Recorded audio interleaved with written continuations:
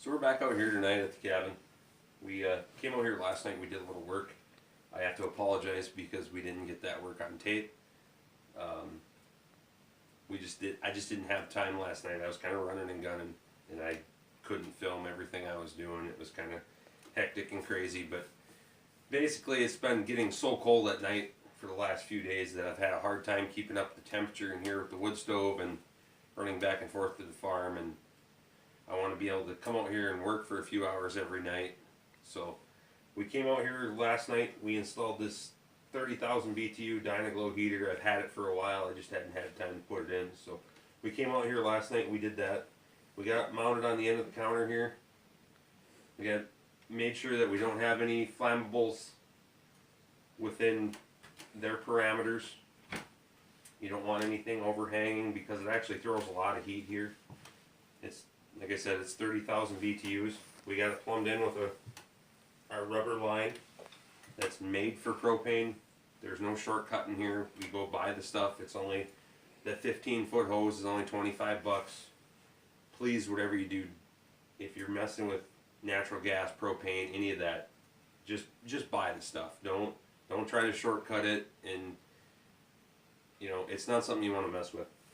But anyways, we got this mounted on the counter. We ran our hose through the floor, and we bracketed it to the bottom of the cabin. There's special plastic brackets just for that line, so it doesn't chafe, it doesn't rub, it holds it real nice. It goes outside to a two-stage regulator. That's 11 WC. WC stands for water column. It's their measurement for propane pressure. That's hooked to a 100-pound cylinder. 100-pound cylinder is the maximum or the minimum recommended size of tank for this heater. They don't want anything smaller than a 100-pound tank. You can go 250, 500, 1,000, whatever, but it's got to be at least a 100-gallon or a 100-pound tank. Anything smaller than that doesn't have enough volume for this. So we got that hooked up last night. It was pretty late night. We got it running about 11:30.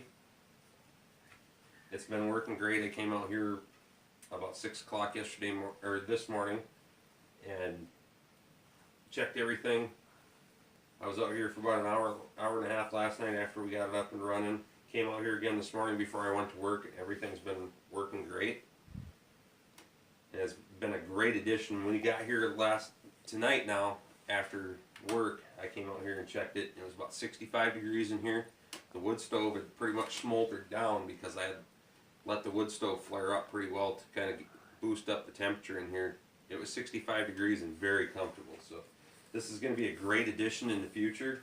And if we got any problems or anything like that, we'll touch back and let you know. But for right now, I think this is going to be a great addition to the cabin and a much needed supplement. So since we're on the topic of heat sources out here in the cabin, we'll turn around and give you a view of what we have going on with the wood stove, and we'll kind of go through that and how I got it set up. So we'll cover both our heat sources tonight.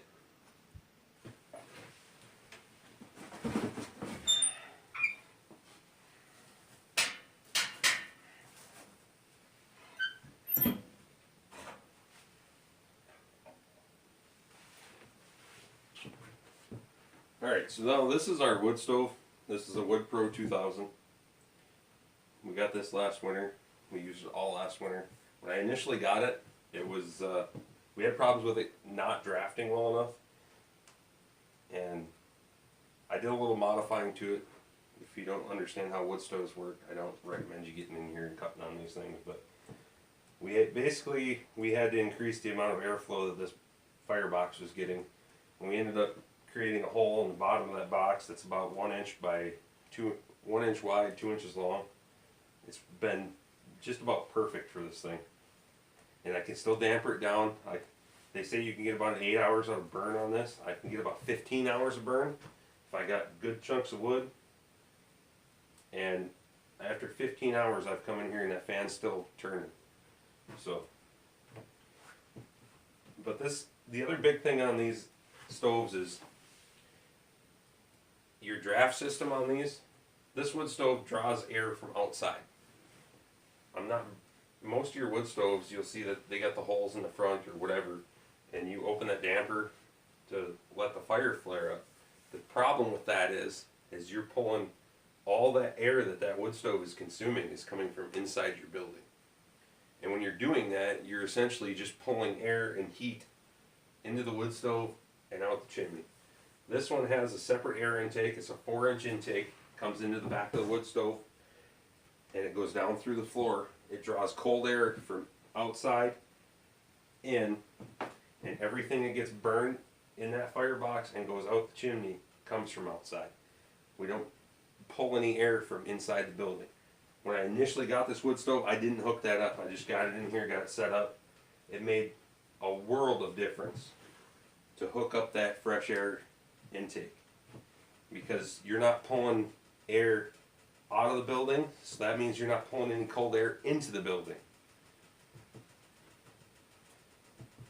The other thing I got set up on this, my chimney setup, this is a triple wall Duravent pipe. This is cool to the touch. I can have a fire just raging in here. It's actually cool to the touch. There's an air barrier between the first layer, this outside layer, and the second layer. So it's actually got air flowing through the bottom here. You can see I can stick my hand in there, and the air flows up and down that pipe and just cools it right off. It's just, you can hold your hand on it, it's nice and cool. This is actually set up to be an outside chimney pipe where your pipe would run up and run through a wall thimble. This would be mounted on the outside of your building, and then the chimney would go up the outside wall. I switched that, brought it inside, and we got it set up, put the bracket on the wall on the inside, ran our chimney up through the roof. That's a 712 steel roof. I can't get on that and clean it in the winter time. So now I can take the clean out off the bottom when I'm on the inside here, nice and warm. Take the clean out, put a bucket underneath there, run the chimney brush up, catch all my creosote, all my ash and everything. Put the cap back on. I don't have to let this fire completely go out. I just let it smolder down. So you don't want to do it when it's 25 below, but you can do it when it's 20 degrees outside. Let the fire smolder down. Clean it out quick. Takes 15 minutes tops. Clean it out quick. Throw some wood in there and get the fire going again. The other thing I added is a chimney temperature gauge. You can see right there, we're kind of right on the border between yellow and green, and that's pretty much where it burns all the time, so you know you're not throwing a lot of heat and excess heat out the chimney and into the space, you know. You want to keep as much heat in here as you can. So if you keep that lower, that's more heat that's coming into the building. The chimney damper is not recommended by the manufacturer, but I found it makes a significant difference in how much heat the stove throws off if you can hold a little more heat down inside that firebox. So we put that in, but if you read the manufacturer of most of these newer stoves, they say not to. It was almost essential because otherwise you're throwing too much heat up. We also added this thermocoupling fan. It's not electric, it just runs off thermocoupling heat. It makes a huge difference. It's 115 CFM, cubic feet per minute, which doesn't seem like a lot, but on the far end of the cabin away from us, you know, it's 24 feet across, so it makes a huge difference over there when you're only talking about radiant heat. The other thing you guys want to keep in mind is anytime you're in a cabin, you know, everybody likes to cook things on the wood stove and all that, and that's great. But just have a pan of water. I just bought one of these cheap stainless steel pans from Walmart. Got a little bit of water in here. You can see the steam coming off of it. Just have something so that your air doesn't get so dry in here and it gets really stuffy. If you're boiling off a little water once in a while, it'll keep the humidity up in here, because a wood stove really sucks the heat or the humidity out. So that's just something to keep in mind. That's the setup we got. It's been working great for us. So everybody's got their own way, but this is what works for us, and if you want to try it, by all means. So that's our two separate heat sources. This is our primary. We use the wood stove. That's, you know, 90% of our heat. We supplement with that propane heater over there, and I think it's going to be a great addition. So if there's any problems or anything with either one of these, we'll give you an update as we go. But that's our setup for right now. And as always, I appreciate you guys watching. Please take the time to subscribe, like the videos, click on the bell, and get the updates so that way when I post a new video, you can watch that one too. I appreciate you guys. I look forward to your comments and your questions.